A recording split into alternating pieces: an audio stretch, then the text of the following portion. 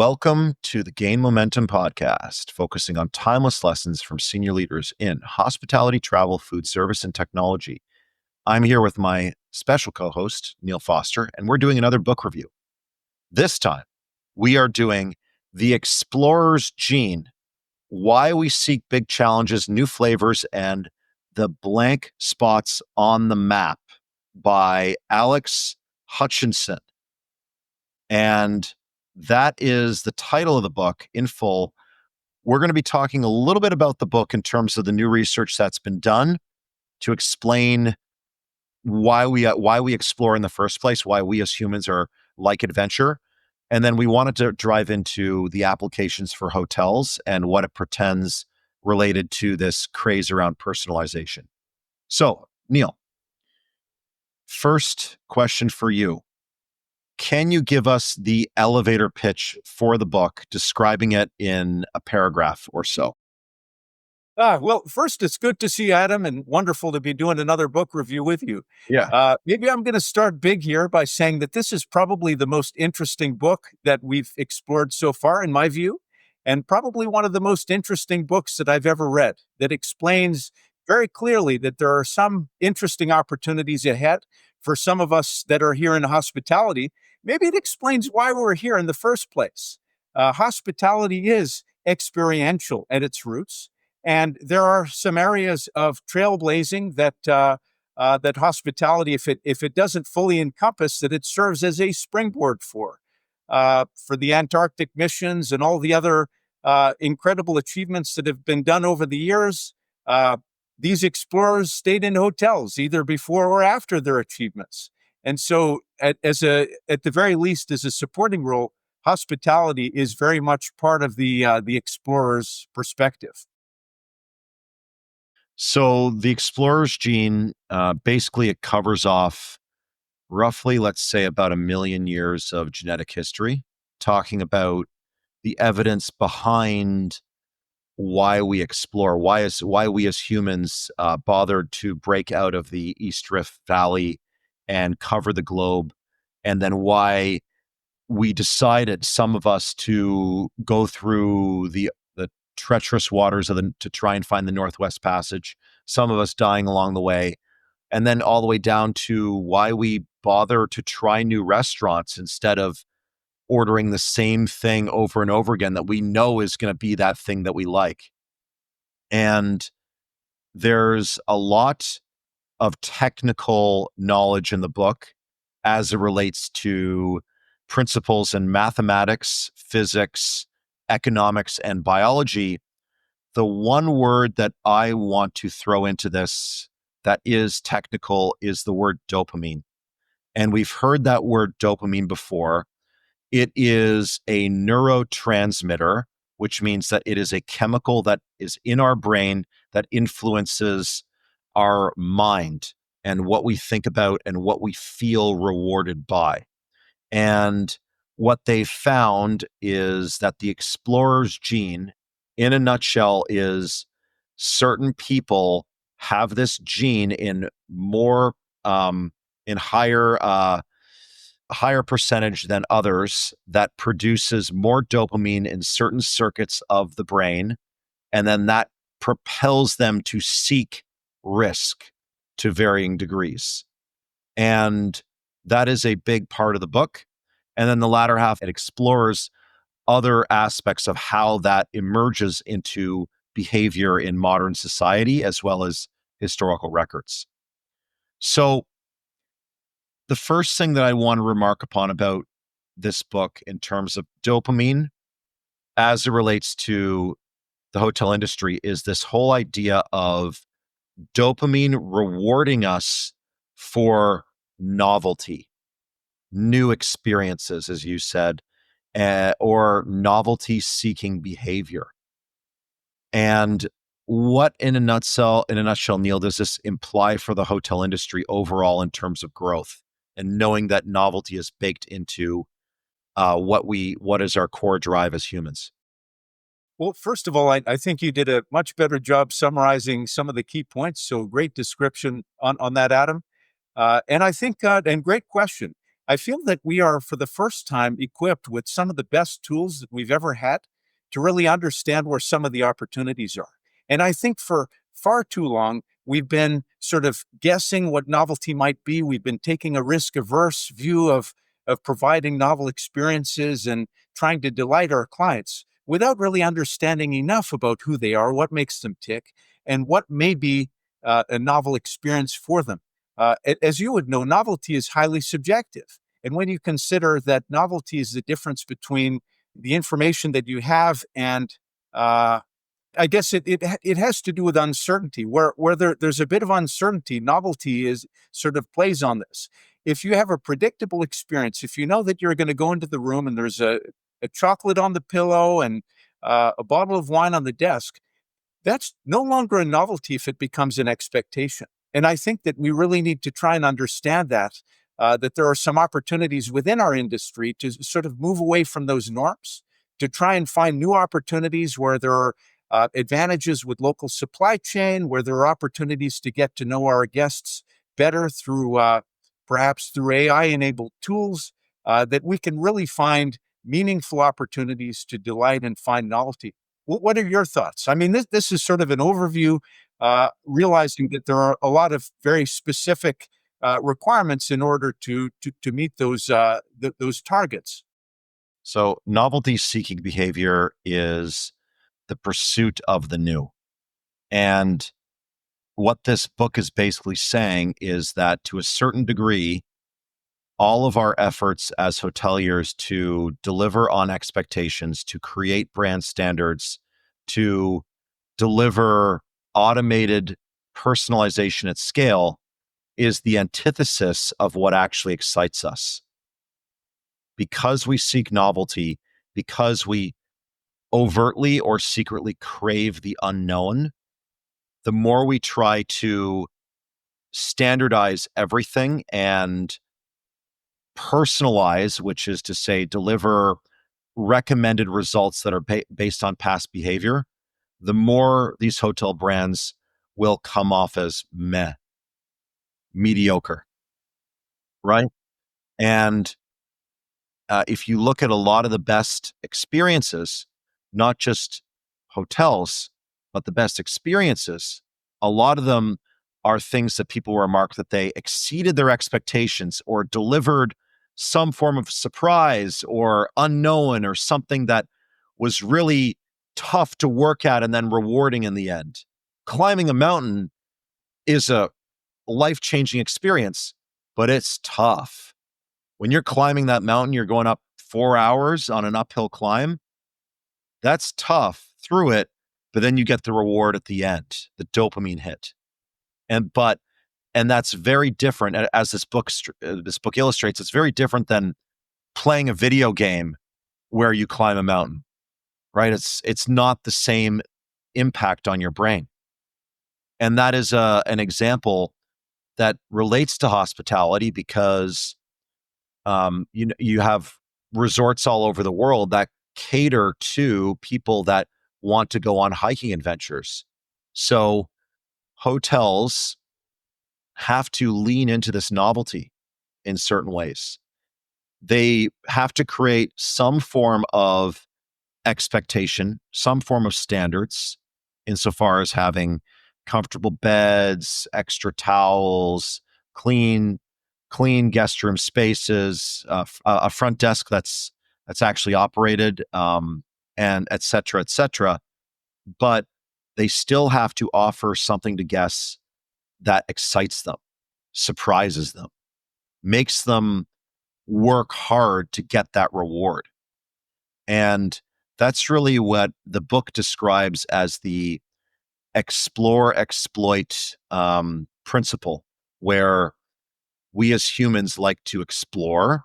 We like to see new things and test new things and get rewards, get a dopamine hit from that.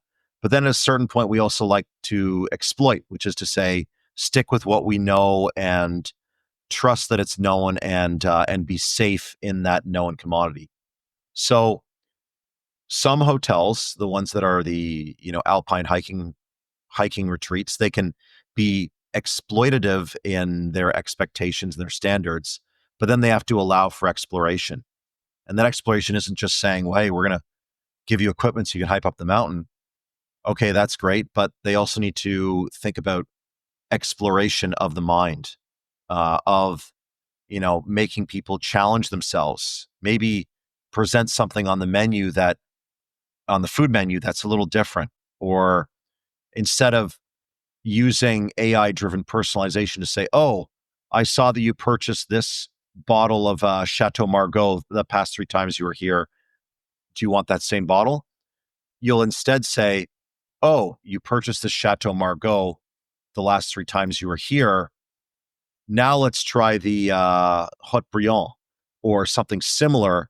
Or maybe, how about this one that's completely different? It's an orange wine. We just got it in. Do you want to give it a try?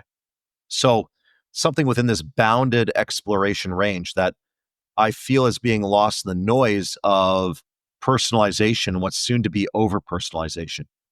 What do you think about the thoughts about over personalization in hotels? I would agree, but I think also if we could take a step back and really understand the propensity of our guests uh, within our industry to be novelty seeking, that's probably the best way to match novelty with those that are seeking it.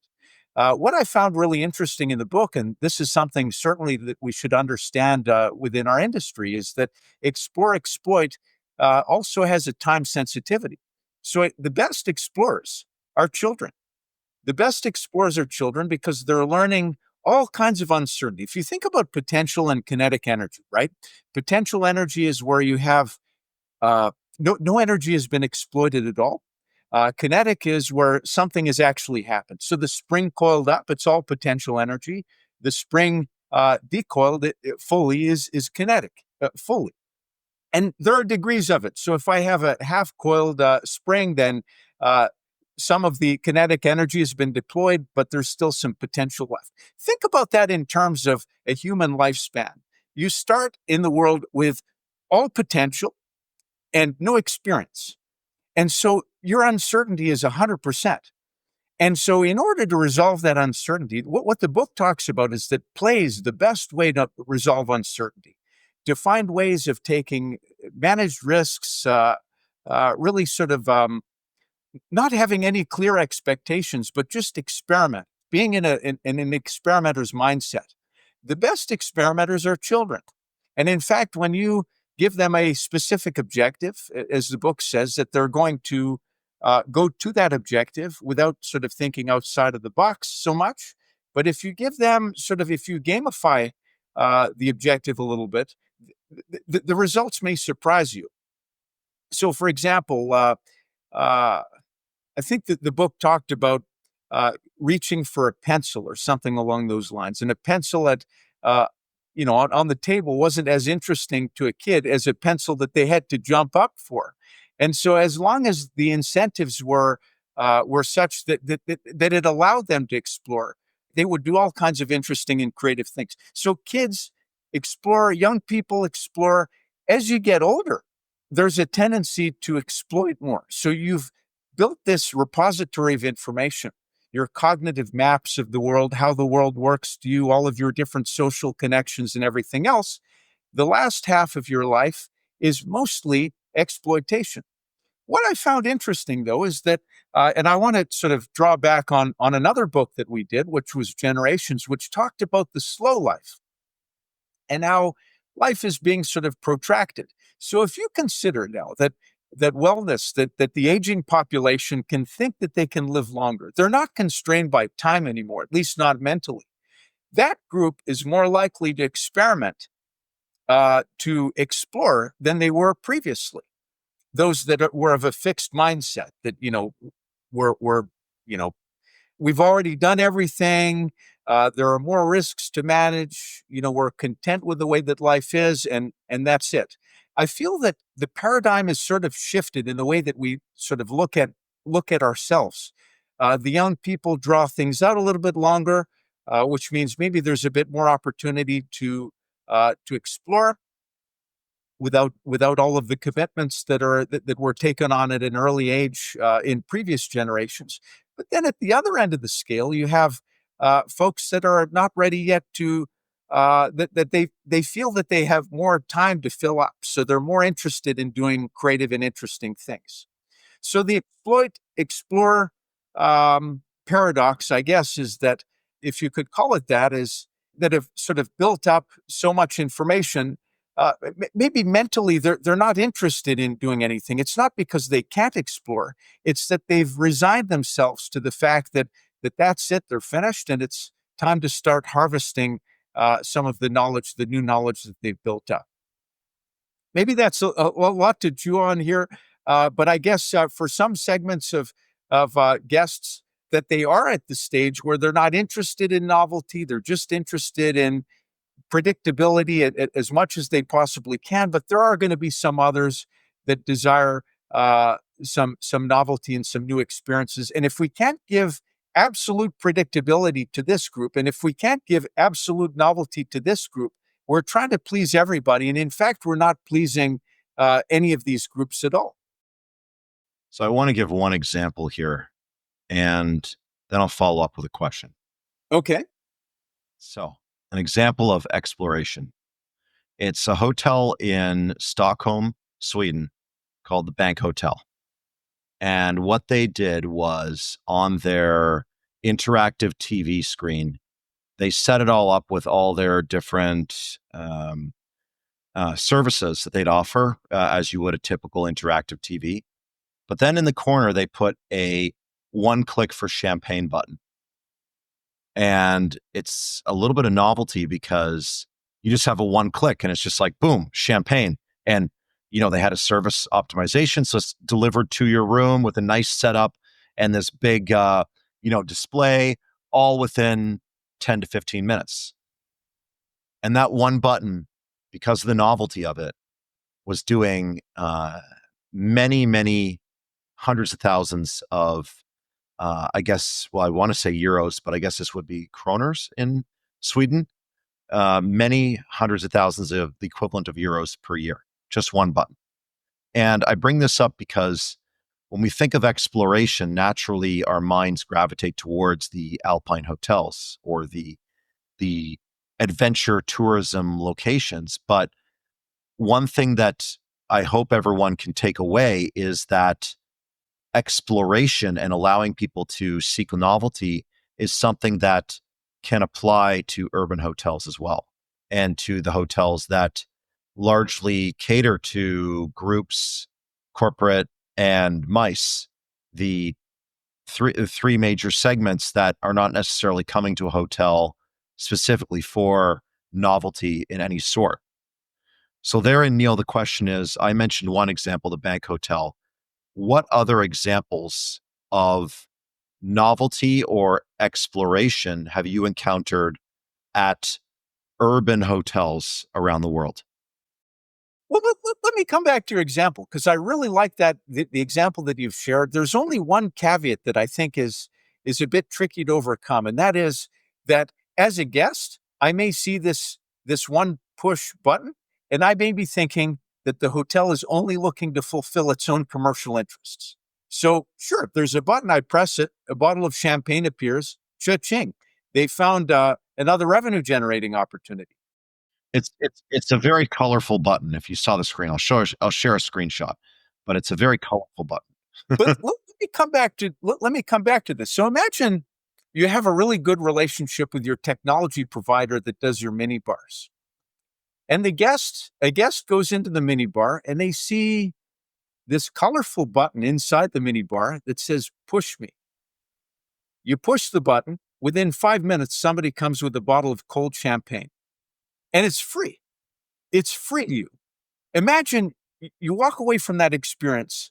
This is, I think, called the frisson of surprise in our book. The Right. frisson of surprise encapsulates uncertainty, where you don't know what's going to happen. In the book, they talk about this sushi roulette, which is sort of I guess, a play on Russian roulette. I really liked it. I thought, if I find a What is sushi roulette? sushi roulette is, they had traditional salmon maki rolls, but one of the maki rolls is full of wasabi. So imagine you're with a bunch of friends, right? Maybe it's a college outing, right? and you order this because it'll be fun. You see one of your mates pop a roll full of wasabi. You don't know this until you start to see tears streaming. It's not unsafe. I mean, it's not something that'll cause any medical issue, but it's something with an element of surprise.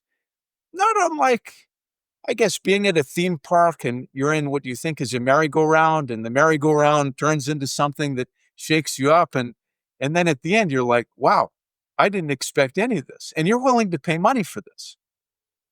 The caveat, I think, is where you keep people surprised.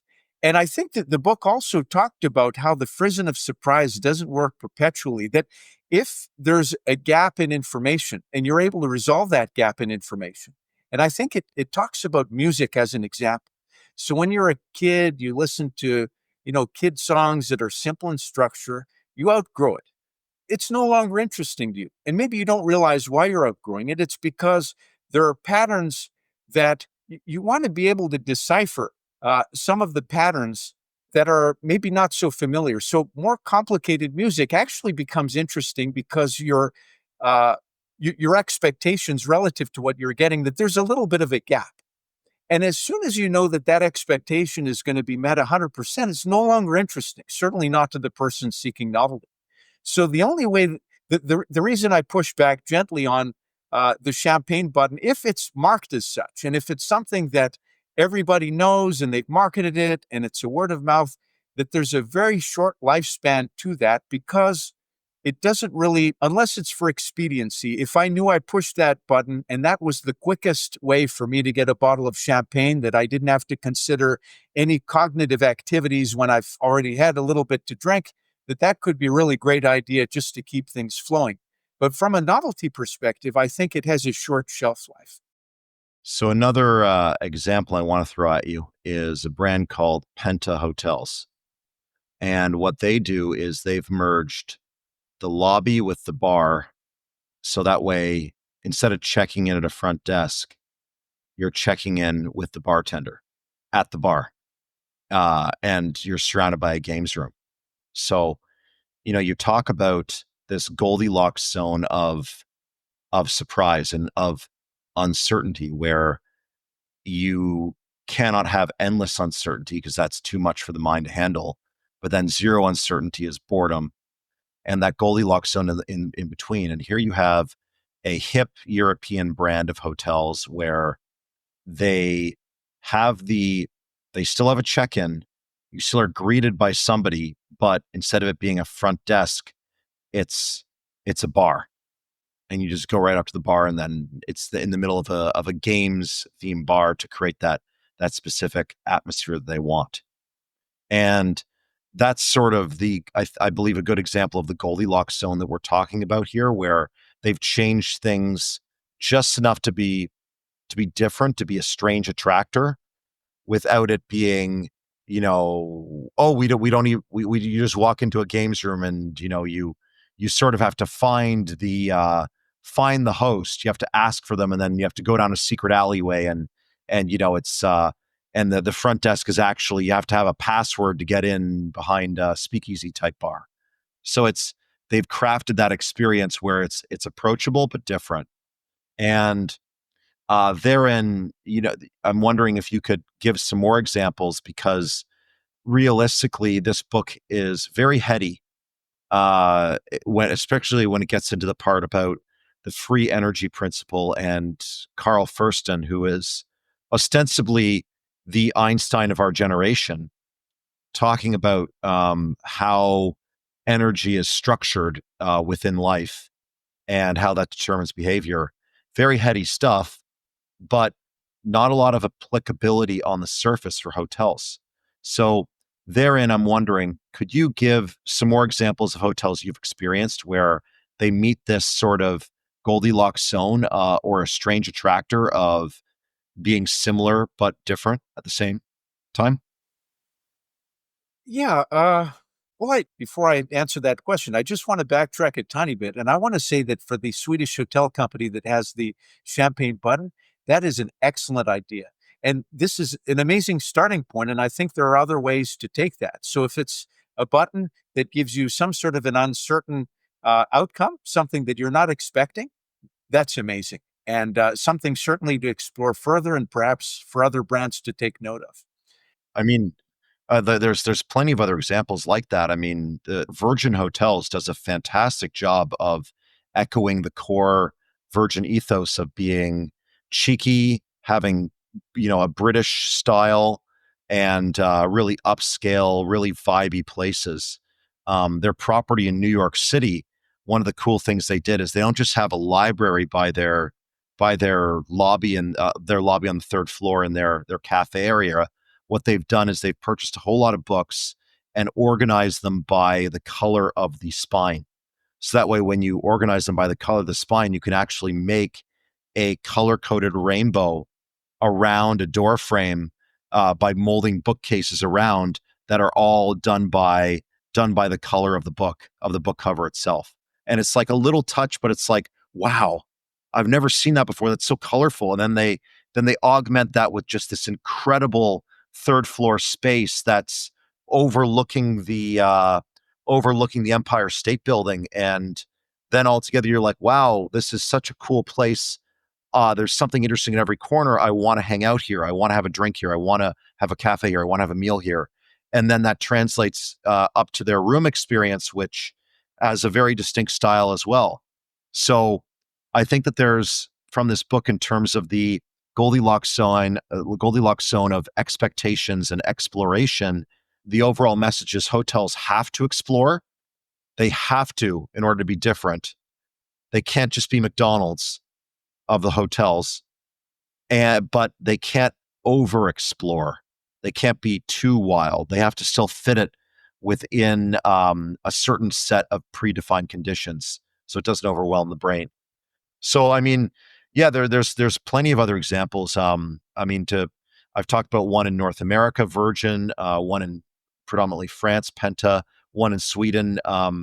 Maybe to throw another one that you're familiar with, there is QT Hotels out of Australia, and they just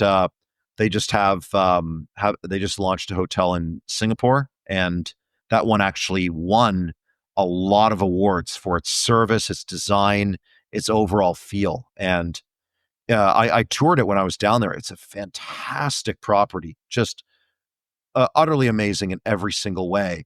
But it has that QT style, which is that Aussie cheekiness of um, the property in Sydney. The staff uniforms are like something out of Alice in Wonderland, and some of the hosts are wearing wigs, and then you go up to Gowling, the main restaurant, and it's stylized like a steampunk, and the hotel itself is converting an old theater.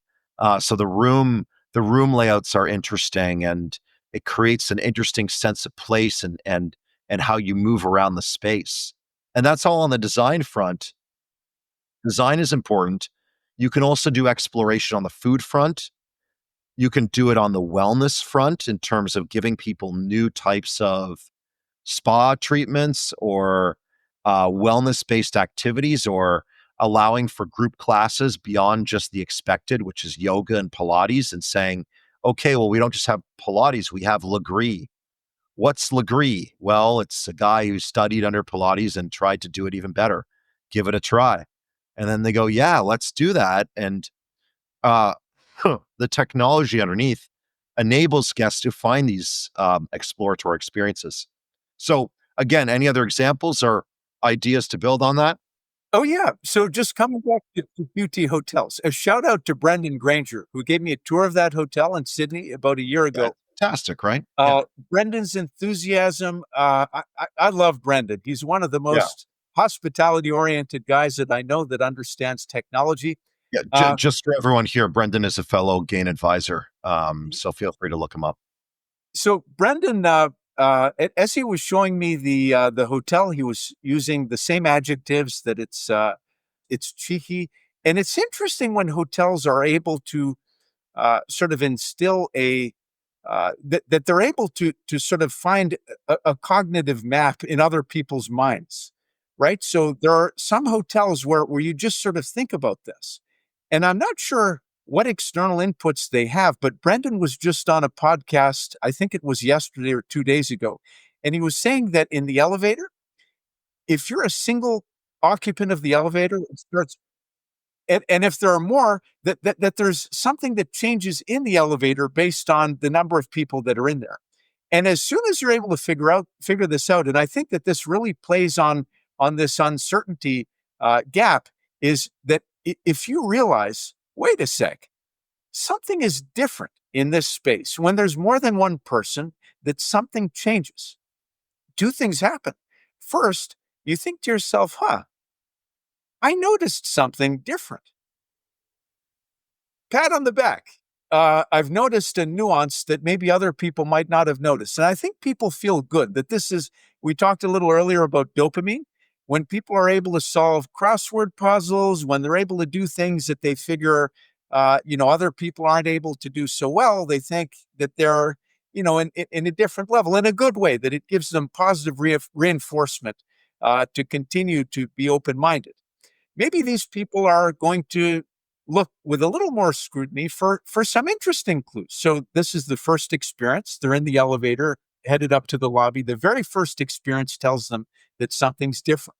So now the right kind of guests are detectives looking all over the place for little clues about how this is a different kind of a hotel from others. So one example. So you asked me for an example of another brand that's doing things differently in a really interesting way. I'll offer to you the TWA Hotel at JFK, New York.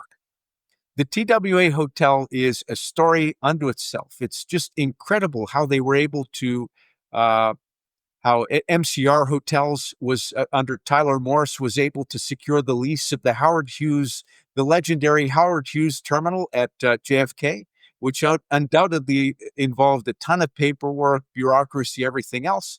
That was the first piece, and then being able to turn it into a rehash of a wonderful brand.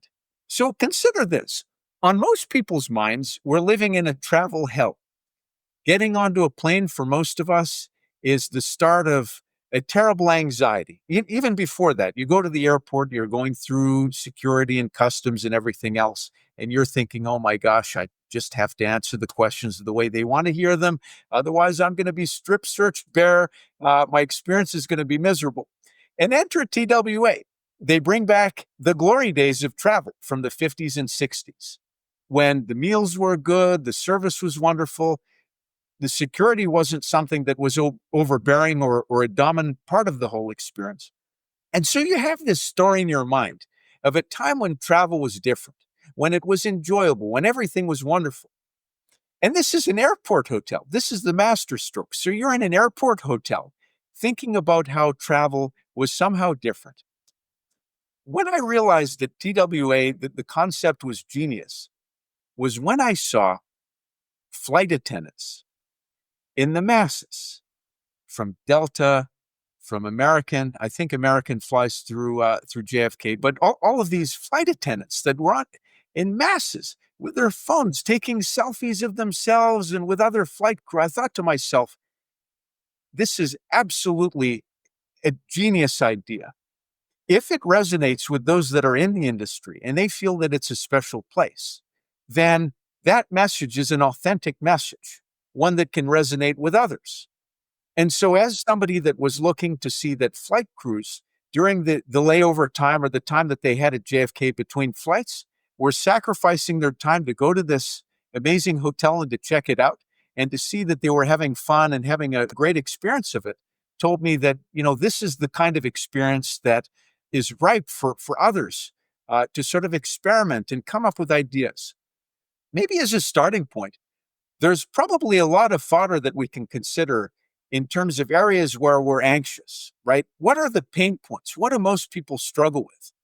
How can a hotel be an interesting safe haven or to provide a counter narrative of something that might be on all of our minds that causes us distress, that gives us a brief glimpse of the sun in a cloudy sky? Well, you raise a very interesting point is what this book pretends is that themed hotels will grow because themed hotels give a guest an opportunity to explore a different story, something they're unfamiliar with. And that can be an urban setting or a rural setting. So, you may see a Lego themed hotel in Legoland. Disney hotels that are on the parks are great at this. A Ferrari hotel, I believe there's now, or maybe it's still opening, an Atari hotel, which is themed after the old video console company. Um, you could see a Nintendo hotel. The luxury the luxury house of brands, Louis Vuitton, Moet Hennessy, already has Bulgari hotels and Armani. So those are sort of themed in a lot of ways. But do you see do you foresee a future where themed hotels really take off, and all these major brands try to have a hotel in some way to tell a story, to allow guests to explore, like for instance a Nike hotel, right? Absolutely. And I just want to go back and a shout out to Chris Benz and especially to Jacob Messina for lining up the tour for the TWA hotel when I was there in June of 2023. Uh, they were both super passionate about something that understandably they should be proud of having built, something that's interesting, something that's great for the community of flight attendants, for those that are in the airline industries, as well as those in hospitality. There's a redemptive aspect to what they've offered. So if the theme hotels are able to bring back nostalgia in a way that it reflects some positive attributes. I'm a Gen X. The first video game console that I ever played was Atari.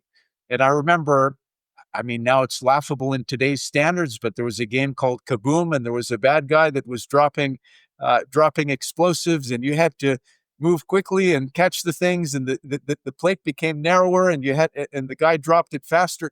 That actually felt like hospitality. Now that I'm thinking about it, that game was all about hospitality.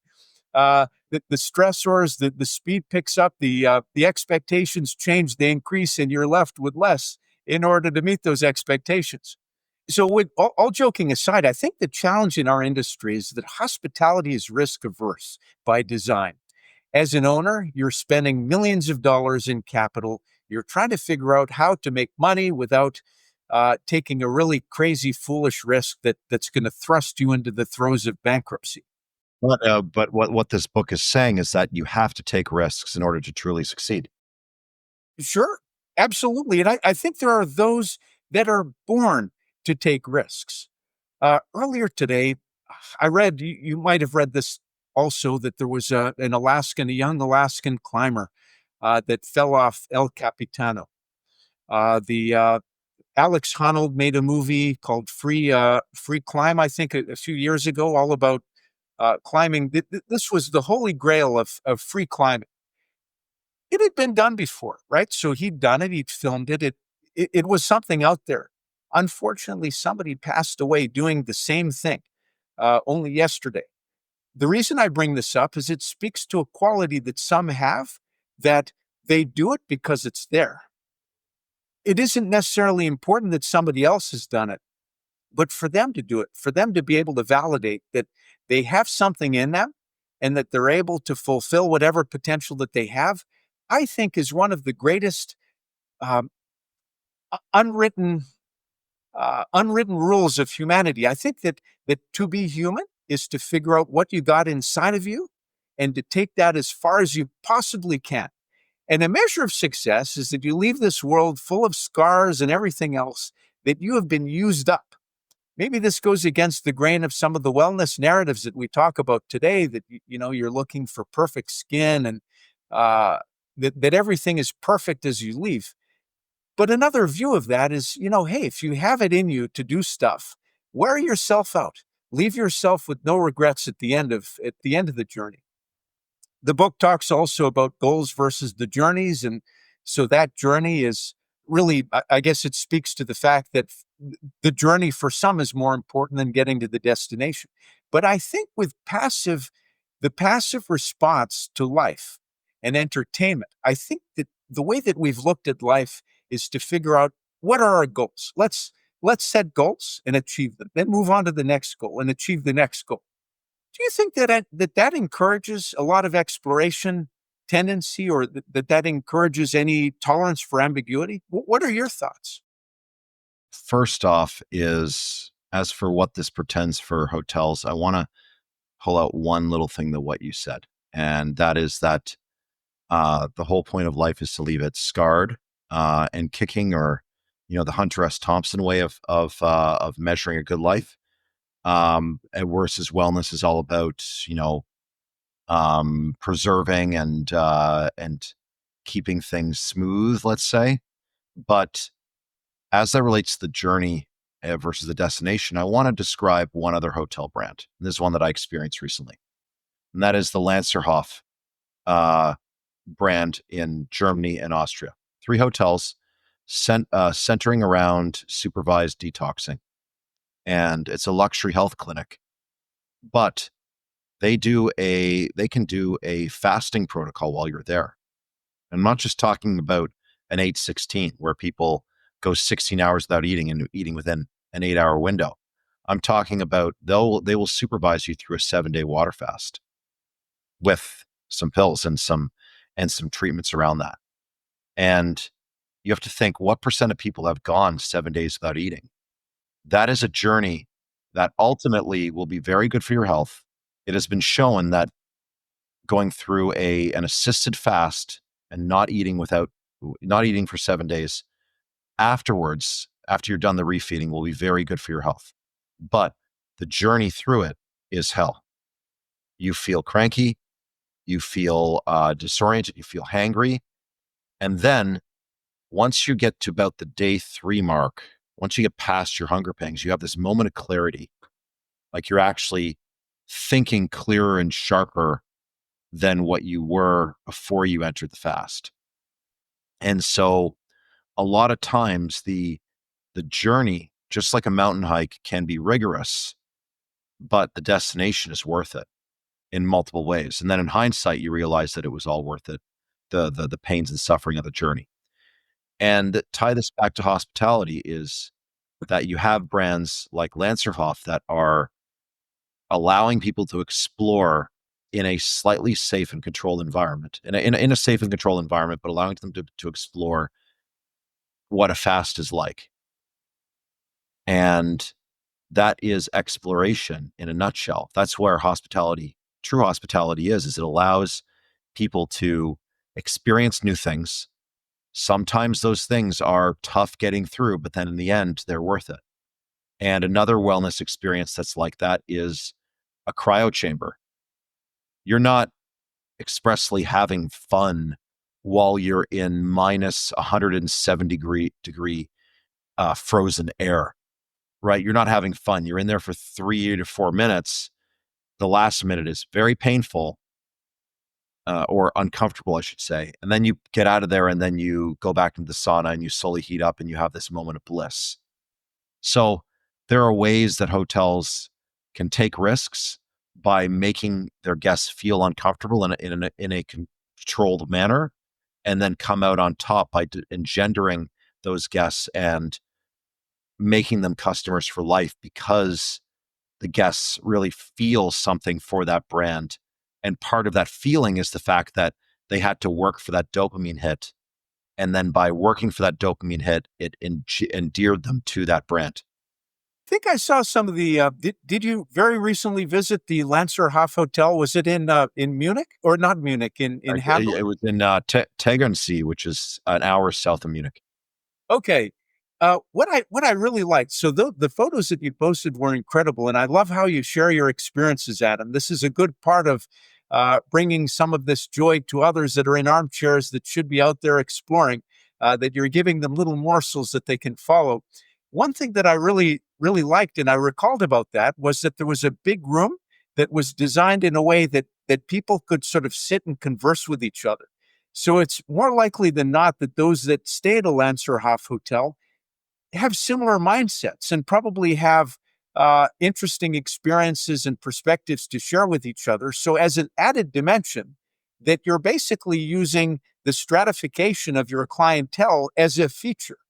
So you're not trying to appeal to everybody where there's so much variability in your type of guest that they can't all sit in the same room and find a common thread. But perhaps there's a more selective nature. Those that are willing to go through a fasting exercise is a very small segment of even the wellness crowd that might be willing to undergo something like this. Added to that is the forfeiture of lucrative F&B revenue. So the idea of doing something like this also means that your F&B revenue. Oh, they also have incredible food. Like that you can choose to go on a fasting protocol, or you can have their food, and they bake all their bread in house, and their breads are absolutely fantastic. Some of the Yeah, best bread you'll ever have. Their buckwheat toast rivals any bakery in the world, and it's worth the time just to go there to see that. But I mean, I'm detracting from your overall point. They do have exceptional cuisine. It's incredibly healthy cuisine, but overall, hotels are places for finding community, and absolutely. that can be the reward as well. To get to Tegernsee, to this property, for me, I have to fly from Toronto to Munich, 8 hours, then train from Munich airport into Hauptbahnhof, the central station, another hour, then switch trains in a very crowded train station, and then get on a local commuter train to go south to this beautiful part of the Bavarian Alps. And then when I was there, just chilling out in the sauna, started talking with some other guys. And one of the guys who was there was also from Toronto, and we were both raised and living 2 blocks from one another as we were kids, like in the same neighborhood in Toronto. That's In incredible. the middle of a resort in Germany. But I bring that up that because those experience, so that frisson of uncertainty, you don't know what you're gonna encounter, and then you're so surprised and delighted, and then I'll remember that hotel for the rest of my life because of the interactions I had with the team that's lovely, the doctors that are lovely, the breads, the food, the sauna experience, the rooms which are absolutely fantastic, the setting, all of it together, and from there now you have the makings of something that's so fantastic you'll remember it for a lifetime and you want to revisit it. And to close out our talk about this book and the applications for hotels is that you can see there the journey destination, where the journey of getting to this place from Toronto is grueling, planes, trains, automobiles, and then when you get there, you have this magic of the destination.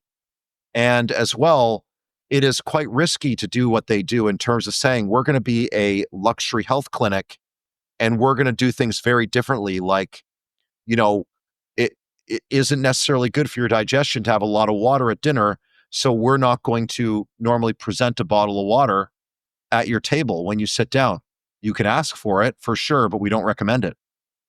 So risky, but they understand it. They understand customers for life. And this is this is where I think our industry maybe needs to focus more. There's always places for safe hotels, for expectations, for brand standards, but the hotels that are really excelling and realizing above market value are ones that are doing a little bit of risk. To draw from the book, so there's a term adaptive flexibility that's brought up in the book, and it sounds to me like this is a hotel with adaptive flexibility. So they're not worried about the FOMO of losing F&B covers because they understand that it's all about the full experience. As you pointed out, they've got great food and beverage. This is something that's available to you as part of the experience, not necessarily something to force down your throat every night, but something that, in fact, the the moderation of some of the activities might leave you feeling a sense of wanting more. That you had such a wonderful experience with F and B, the couple of days or opportunities that you had with F and B. That's one of the things that you're thinking about. So I want to sort of connect with something that I think is a little bit controversial. There's an Antarctic tour that now is flying people across the Drake Passage, connecting them with a ship already in the Antarctic to do the tour. before flying them back again across the Drake Passage. And when we talk about sort of active versus passive, I'm not sure if you've ever traveled to the Antarctic or if ever you have a desire to do so. I highly recommend it. And I also highly recommend that you go across the Drake Passage. They call it the Drake Shake. It takes 2 days to cross in both directions, and there's a strong likelihood that you're going to be extremely sick on the way. That's not a bug, it's a feature. Because by the time you see land for the first time, it's going to be the most incredible thing that you've ever seen in your whole life. And when it comes to ticking the box to say that I've been in Antarctica, I guess you could tick the box, but you won't feel the same way about it. Coming back to the point of sacrifice, that if you've had to pray to the porcelain gods for a couple of days in order to see this wonderful land in the Aurora Australis, where the sun doesn't truly set at night over that period of time, you're in a magical place, but it's taken you a period through purgatory in order to get there, maybe hell and purgatory in order to get there. But once you've been there, it's forever burned in your brain. The short circuiting, and we talked about this in another book that we did together. That I think there are all kinds of hijacks that we need to be aware of, and technology can either help us to the extreme or it can hinder us to the extreme. The hindrance is where it saves us from a healthy struggle that makes us feel great about ourselves and feel great about the experiences that we're about to undergo. The great part, of course, is that we have limitless opportunities, all kinds of potential opportunities to explore at our fingertips. And I think that the masters of the new technologies, particularly AI, are going to use it in order to grab little ends that they can explore further. So you have an idea that you can take to another level, and you can feel great about doing something on your own. The beware of the caution is that you don't rely so heavily on technology that you're no longer forming cognitive maps of the world. And this is our existential fight, I think, especially when it comes to our kids and figuring out free play and figuring out how to uh, continue along the spirit of exploration. We have to get rid of the notion that everything is unsafe and that everything is crystalline. We have to figure out more opportunities where we can uh, demythify all of these fears that we have in our minds and to boldly go out there and experience things. Yeah. I mean, that is what the book is all about, is exploration and the need for it. And again, what I hope the message overall that listeners can get is that we have to explore, we have to take risks.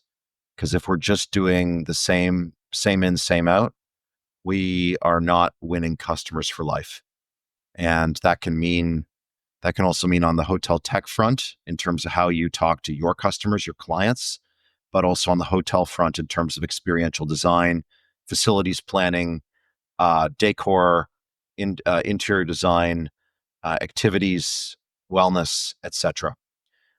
Neil, if you could finish off with one sentence as a lesson for hotels, what would that one sentence be? I would say be bolder, to consider that the risk in your mind is not the actual risk to consider. The actual risk is doing nothing. Yeah, I would end it the same way. Fortune favors the bold. And a lot of times, as I've said many times, is that it's better to do something now than do nothing. Even if that action is incorrect, taking action is very important quickly, and then you can always backtrack. And the problem with inaction is that you just end up deliberating and deciding that nothing gets done, then you don't innovate. And you're not cool, you're not taking risks, you're not allowing guests to explore. May I add sort of another part to my one summary, and that is we don't have to do it alone. And with the right kinds of people, that we can explore things that are already in us and take them to levels that we never imagined possible. So, with the right kinds of advisors and catalysts, ones that are asking more questions, that are giving answers, ones that are able to share a wealth of experience where the learning is not something that one needs to feel anxious about, that there's a playfulness in finding others on a journey to greatness. And I would encourage everybody out there to consider more thoroughly the teams that you have and catalysts that can make the environment fun and interesting and more like journeys than a series of destinations that may or may not be real ones to arrive at. Very true words. Neil, that's a great way to finish it off. Thanks so much for the 1 hour conversation about this book. Plenty of applications for hotels around the world, not just resorts, but also urban hotels. Let your guests explore. Neil, thank you. Always a pleasure, Adam. Thanks so much. Thanks for listening to the Gain Momentum podcast. To stay up to date, make sure to follow or subscribe wherever you get your podcasts. For more information about Gain Advisors, head to gainadvisors.com.